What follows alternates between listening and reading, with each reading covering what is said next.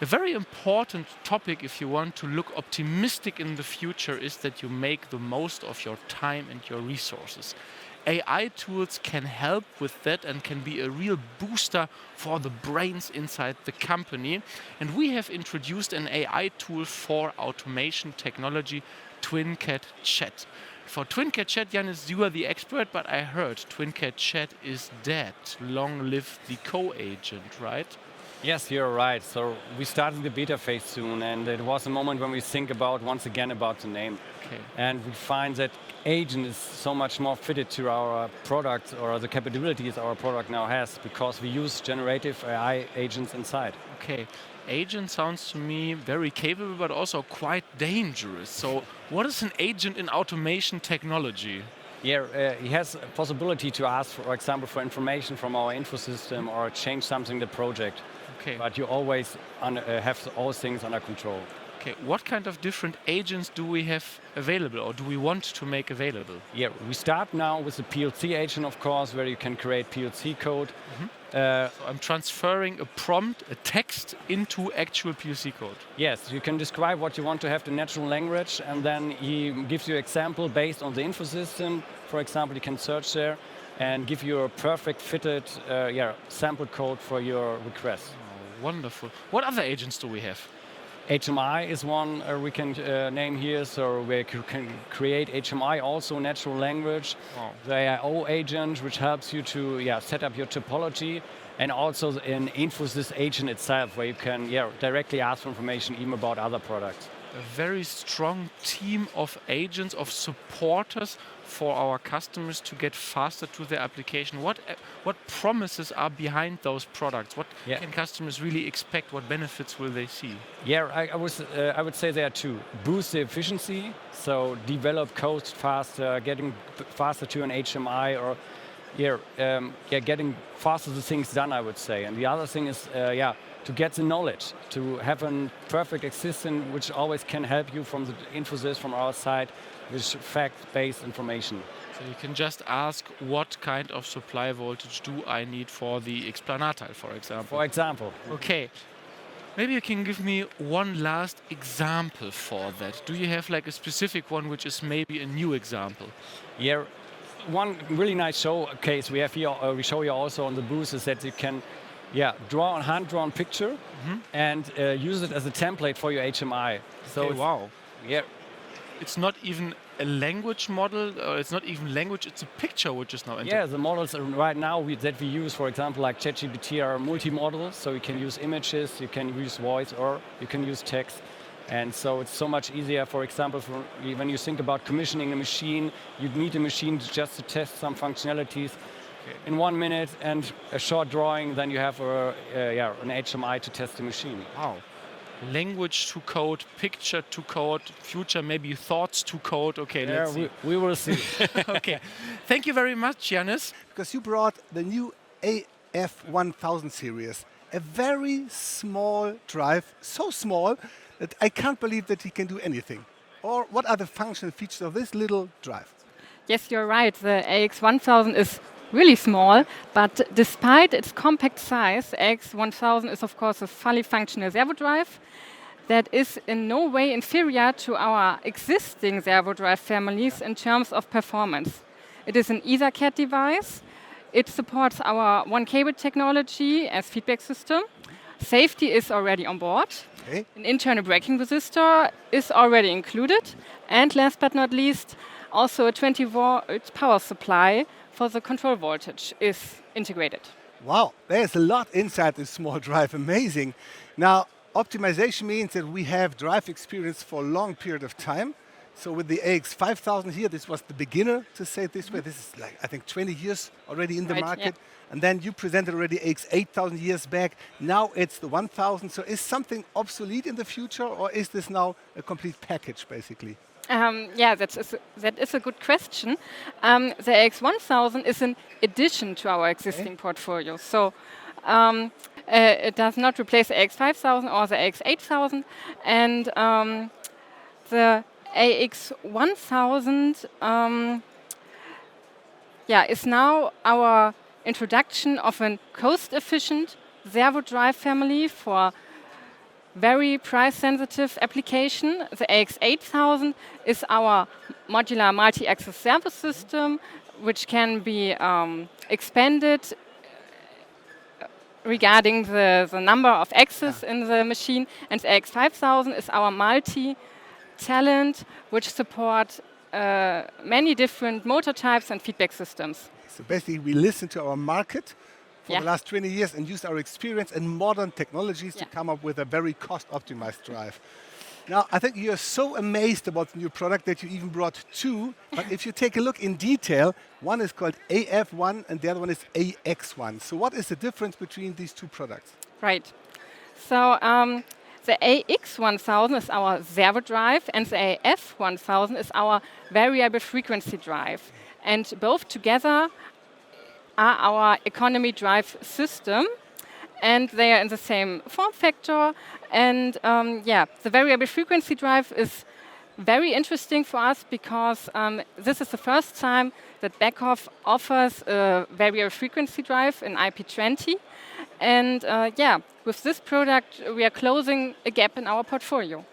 But you told me up front, we're not just closing the gap and have a Me Too product. There's also a very special function or, let's say, option available. So what is so special with the AF1000?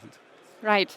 I could repeat all the features of the AX1000, but the really main advantage of the AF1000 is the dual-axis version.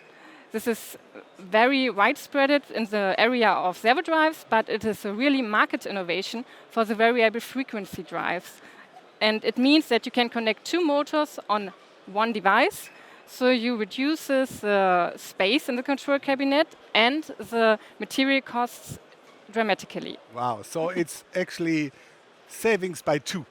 Right. All right. Thanks for the insight, and you know, it is really a great possibility with these two drives. Thank you very much. Rob, we're here in front of our XTS, our intelligent transportation system, quite around for a while. Let's give me a few key features and benefits of this system at all. So what it allows us to do is it allows us to integrate an entire line, so multiple machines together. And we can save space. So we always have one process that takes longer than the rest of them. So that way I can send 2 movers or 3 movers to that longer process. It can take the time it needs, but then other stations might be quicker. They might need only a few hundred milliseconds, so we can go through those stations one at a time. That means instead of making 3 or 4 of everything, I can shrink the whole machine down.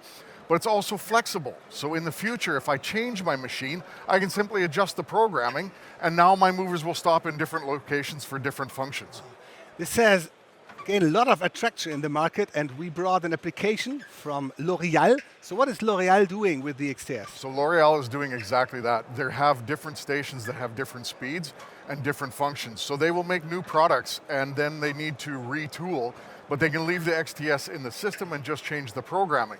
So, and then at the same time, they never lose the product. So the product goes on a mover, and we track it through the entire process. We know exactly what's happened to it the whole way through. Okay, now, tracking is one thing. The track itself is another one, because you brought a new track. So I see here, this is like the standard track. Now you have a longer one. So it is quite as big, quite as challenging, quite as expensive, or what is the challenge here? So the challenge here is that we want to reduce the price. Okay. Right? There's a lot of, if you look in the L'Oreal application, there's a lot of places where they're not using the high accuracy. They don't need it. So what we can do, particularly on the return way, we can put in a lower cost eco module. Okay. So it's not as accurate, it's still quite accurate, 70 micrometers, but it's a much lower cost. So now it's more cost effective, or even more cost effective, to implement an XTS system. If I don't need the accuracy, I put in the lower cost module. If I do need the accuracy, then I put in our normal module. That means for a customer like L'Oreal, for the next machine, on the way back, on the back pass, for example, just replace 2 of those with 1 of this and save 45% of money. Exactly. Okay.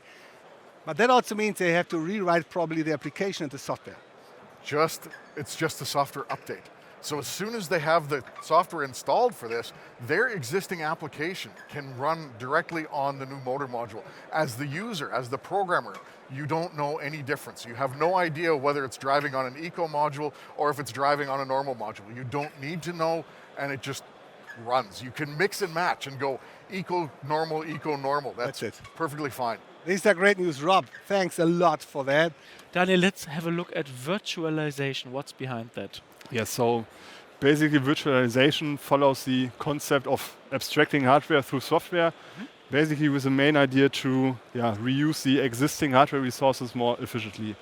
And with our TwinCAT runtime for Linux, for example, we have a similar concept. So with TwinCAT for Linux, you can also use containers, which is also kind of virtualization, to host multiple TwinCAT runtimes on one IPC. So you can basically use the existing resources more efficiently.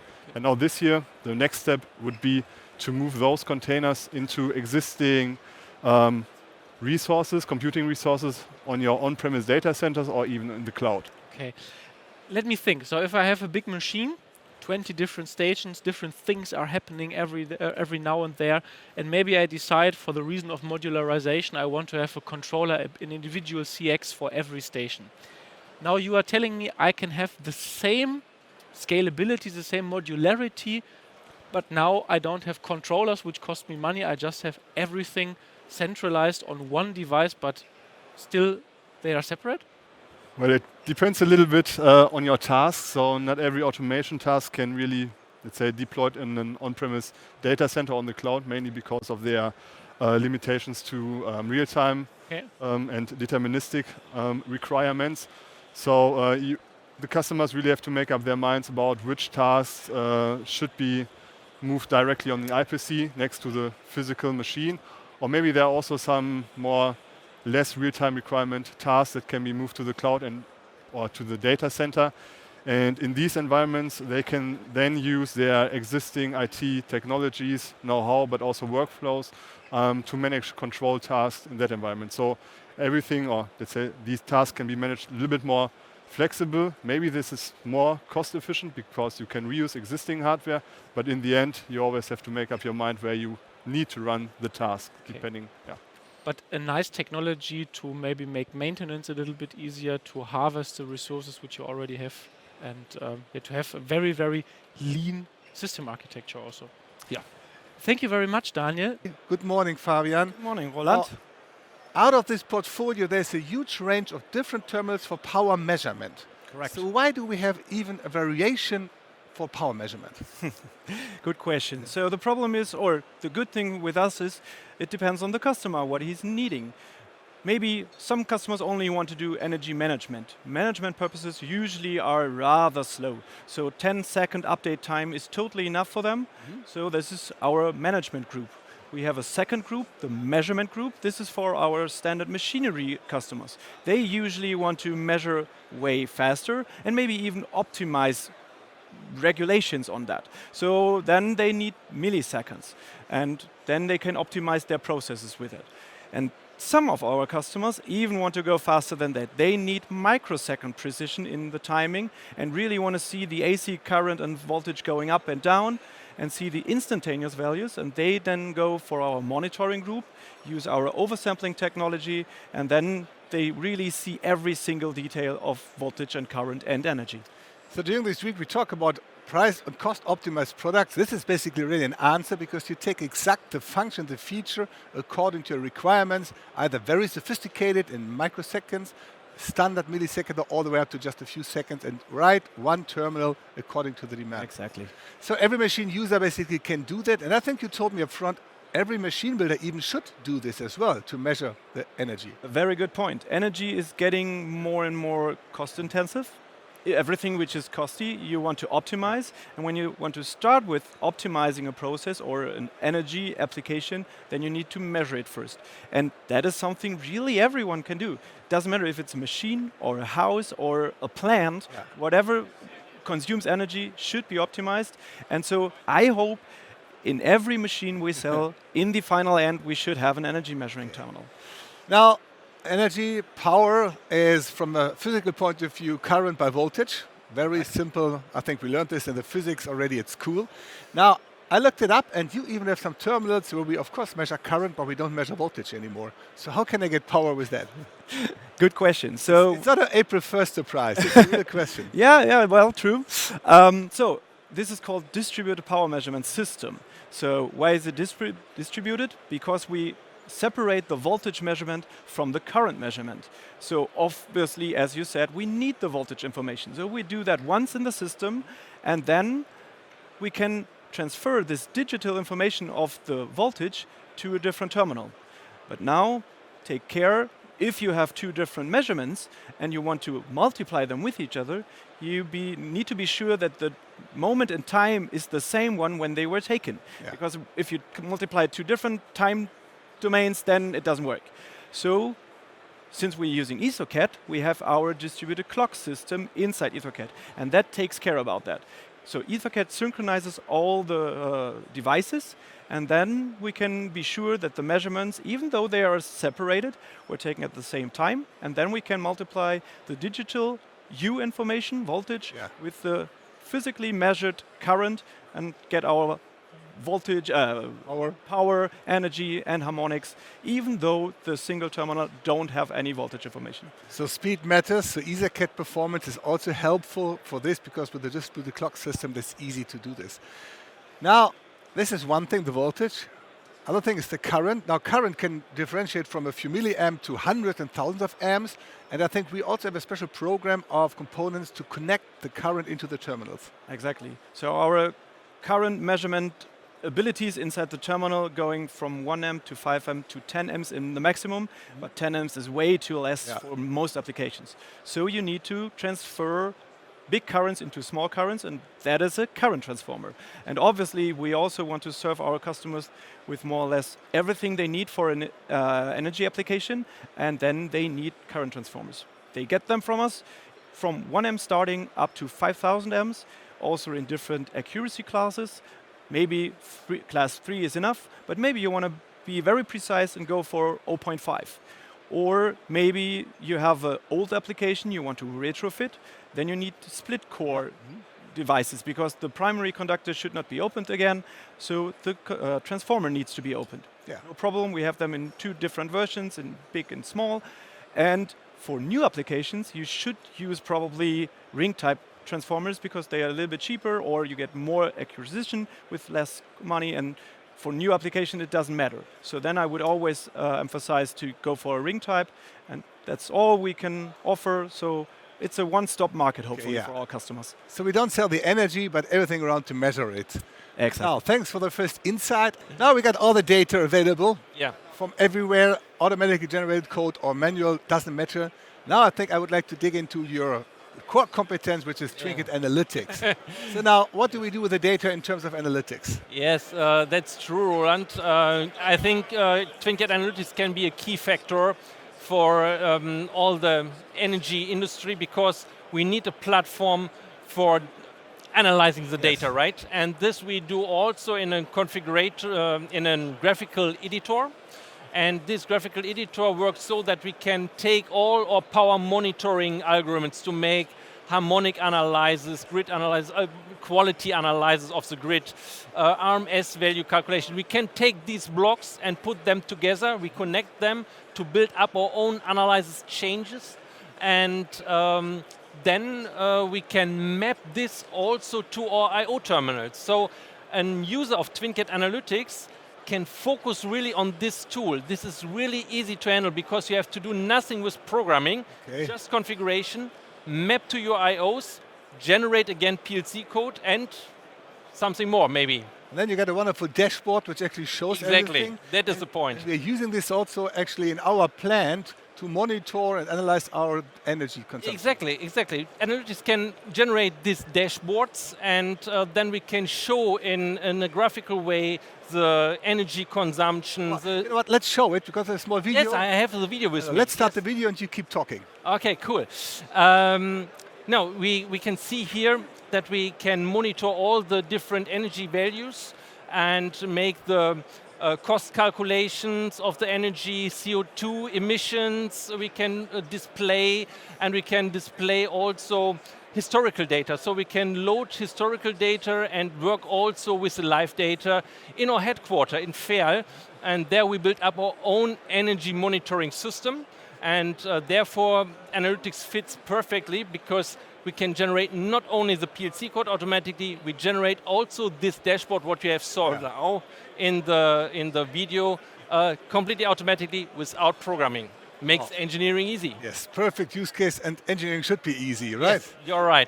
Thanks for the insight, Pascal. And beauty is everything what I have right in front of me. It's Roland and it's of course the panels. Hi. What can you tell us about those? Felix, I'm a bit nervous because it's the first time that I'm asked as an expert. Yeah, me too. I'm shaking. Yes. Okay, now, well, let's talk about panels because this is actually my real profession, talking about IPCs and panels. Now, if we talk about panels, we have to look back a little bit in history because long time before you were born, Beckhoff built already the first panel and panel PCs because in the late 80s, we had already panels and panel PCs. C4000, right? Exactly. Quite a big IPC type monitor, but already industrial graded. Later in the 90s, we came up with the first full-blown series of control panels, basically meaning that the PC was in the cabinet and the control panel was separated with 100-meter distance between both units. It was amazing technology in the last 90s. Next step, in 2012, just a few years after the first iPhone was released, we were able to utilize multi-touch technology, which everybody loves today. Zooming in, zooming Everything, out, yes, the gestures, yeah. So we use this technology and industrialize it with a complete range of control panels already in the 2012. And now, and that's why it's next multi-touch panel generations, we move it up again, new generation with new products to fulfill actual market demands. Wow. A long history. Yes. What have we learned? What benefits are our customers gaining despite the refreshed look? Yeah, well, refreshed look sounds easy and simple, but it is important. Never forget, this is like the door of your house. Yeah. This is the entry card of the machine. The end customer comes to the panel to operate the machine. So I really believe a control panel has the right for a good appearing and a good design. So it's an important factor.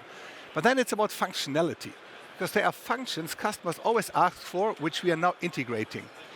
It sounds simple, but this new push-button extension, which can be modified from customer demands, is already integrated with EtherCAT and also with safety. So just by running one EtherCAT line, you have also the safety function integrated and all EtherCAT signals right into your PLC.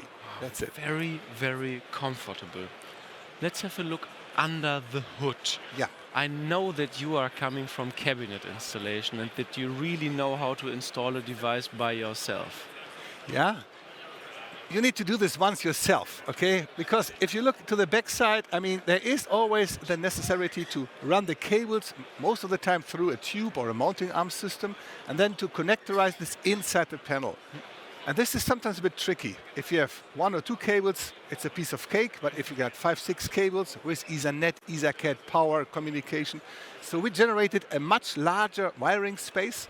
Very simple thing, actually, to give more possibilities to easy wire up the thing. It takes you a heartbeat to wire it up in the future. A big benefit compared to the solution today.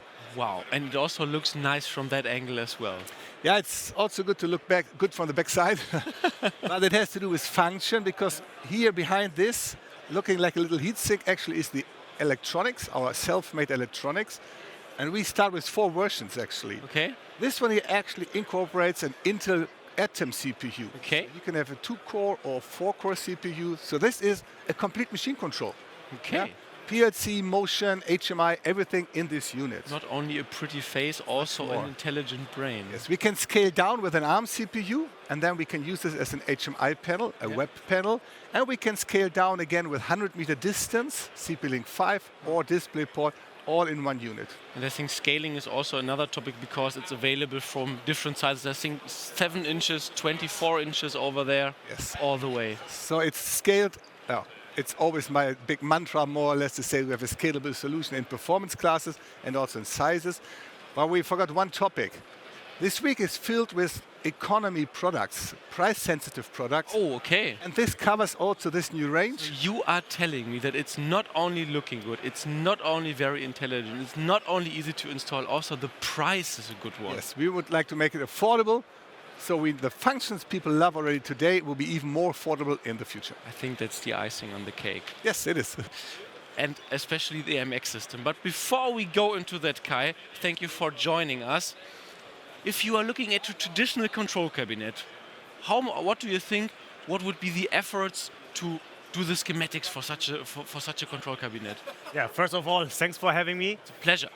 To answer your question straight, it depends. Yeah, that's the best engineering answer. Exactly. It depends on the data you have, it depends on your skills, it depends maybe also on the system you are using. But let's have a look on the whole process of designing a control cabinet. So it's more than the schematics, right? Exactly. Yeah. Everybody knows the multi-line drawings represents the single connections in the cabinet. Yeah. But when we think further, the cabinet needs to build. What does it mean? We need to make a panel layout. The arrangement of the components, everything needs to fit in the enclosure. The next step, when you have everything in, all the components have heat loss. That means you need to make a calculation if you maybe need an air conditioner, because it's a closed system. Yeah, that's true also. And on the end, somebody needs to build the panel. You need to deliver a documentation to your workshop that people can wire it, have drilling patterns, and so on. So you see, it's a lot of work to finalize electrical engineering for such a cabinet. Ah, okay, many different things to be considered, otherwise it's not working at the end. Do you have a kind of a philosophy? Do you arrange by color, by function? How would you do that? Yeah, color is maybe not the best example, but it's also mixed up here. yeah, exactly. Yeah, the traditional way, I guess, and still many people work like this, is that you start with the power supply, with the income, so the big stuff. Then comes the power distribution, maybe the drives, the motors, and so on. And then we start with the lower stuff, the 24 volt or 48 volt, and the distribution of the control voltage. And finally, the IPC or PLCs and the IOs. This is the traditional way, but nowadays we have a standard for functional orientated engineering, IEC 81346. This is functional orientated, and that means when you have a machine, you divide the machine into several modules, into several functions, and you represent also in the electrical drawing each function, if possible, on 1 or 2 pages, what makes it easier for us electrical designer and for the maintenance people. So you are following with the electrical design, the actual machine design. Yes. Now, Kai, we have set this up a little bit. So this control cabinet represents a certain set of function, which is right behind you, represented by an MX system. So all of the functionality which we had in that control cabinet is also in here. How does this make your life as a planner, how does it make it easier? Yeah, the MX system is designed according to this philosophy to divide the machine into modules and functions. That means each automation function, like drives, IOs, and so on, represents one module of the MX system. If you have a big machine, you can divide the machine into small modules and can use one base plate, place all the automation functions which are available on one base plate, and mount this base plate on your machine. And for the drawings, it's the same. You have for each function maybe one page, and then it's much quicker. So it's following the philosophies, your philosophies, and also the standards. It looks like the mechanical design and the electrical design are really going together. Yeah? They are one thing in the future. Yeah, for people who make functional orientated design, this is the big wish that mechanical department and electrical department gets closer. But that is a challenge for the next years. But finally, this is the way how we design on a modern way. Wonderful. Thank you very much, Kai, for having your look from an external perspective on the system. Bela, good morning, Bela. Morning. Now, you are part of the release program and you're part of the product management team for PLC++. Yes. So what are the reactions after the presentation a few months ago? So far they are great. We have presented it the first time on the SPS show last year in November. And we actually won the Highlight Forum for the TwinCAT team. Yeah, we are back in Highlight Forum here, right? Yes, indeed. Congratulations. Thank you. And we took the space we got here to bring 6 additional workstations with us to only show TwinCAT PLC++ live to as many people as possible. And it's not only the idea of the performance boost on runtime side, it is also, I think, the basic idea not to change the whole TwinCAT system, but only to add another PLC module, which is much more performant, but also the engineering side is much more efficient. And in between, we already had various customer meetings where we also showed the software live, and the feedback was very good. Now, before we talk about the engineering features and functions, I just got 2 questions in our chat. Okay. I think we're going to answer them right away. Okay. So the first question is actually, we are offering for the Linux runtime, the Linux-based TwinCAT, also a beta program. I think this is correct, isn't it? It's absolutely correct. There's a specific beta program running right now. So customers can subscribe, Yes. apply, and then they get the program. Now, the question is actually, are we going to plan the same with PLC++ in the near future? Yes, of course. So there will be a beta version available beginning of next year. And this will be an open beta, so everyone who's interested can download the beta and start testing it. Okay, thank you. And if you got a real interest, the beta is running here on the booth, like Bela said before, on 6 workstations. So just come to Hanover, and you can practice right away. Now let's go back in the technology. And you said there also optimization in the engineering. It is. So is engineering easier, or what is the opportunity? So if you start your laptop tomorrow morning and you open your TwinCAT and you are using TwinCAT PLC++, it will load faster. So this is first optimization to be more efficient in the engineering side. But we want to also support you during the daily business, so during programming phase. And in this case, we are offering totally new editors, and we have added quite a number of usability feature here. So for example, we are introducing code snippets. These are kind of templates which you can use to program very fast. Yeah. There is also code adding automatically possible.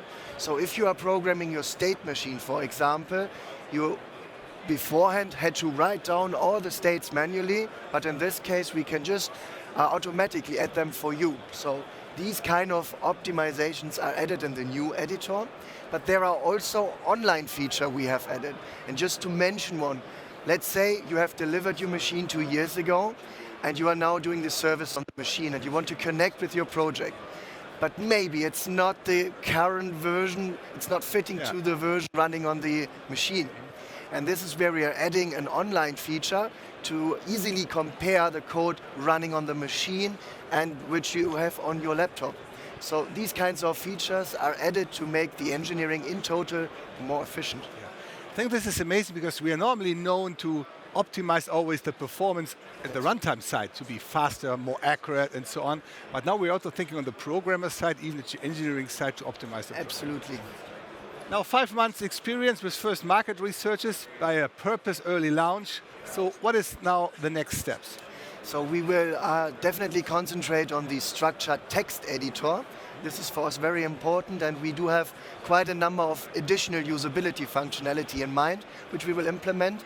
But there is also a very important other component, which is the converter, because it should be, of course, as easy as possible to switch from TwinCAT PLC to TwinCAT PLC++. And this is something we are also going to concentrate on. Right, perfect. So you have started a marathon to release the product last November. You're still running in full power. Excellent. Absolutely. We have the finish line later this year, so thanks for the insight, Bela. Thank you. Now, you brought a new tile with you. What is the specialty about this tile?